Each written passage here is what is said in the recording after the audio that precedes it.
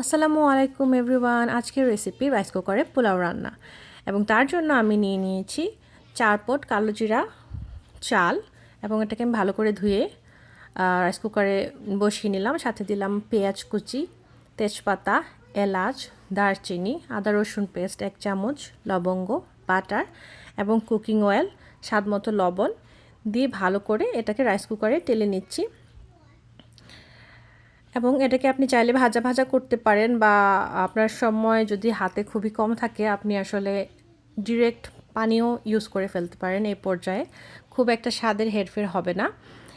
এবং এখানে যেহেতু আমি 4 পট চাল ইউজ করছি, আমি এখানে 8 পট পানি ইউজ করব, তার মানে ডাবল পানি ইউজ করতে হবে। এবং তারপরে আমি এটাকে রাইস কুকারটাকে স্টার্ট করে দিচ্ছি। এবং এই হচ্ছে আমার ফাইনাল লুক। আমি নামানোর আগে অল্প কাঁচামরিচ এবং গাজর কুচি দিয়েছিলাম। দেখতেই পাচ্ছেন কি সুন্দর ঝরঝরে পোলাও হয়ে গিয়েছে। এবং আমি পরিশেষে পরিবেশনের জন্য ইউজ করব কিছু পেঁয়াজ বেরেস্তা। এই হচ্ছে আমার রান্নার ফাইনাল লুক। আশা করি আপনাদের ভালো লেগেছে। Please subscribe, share and comment.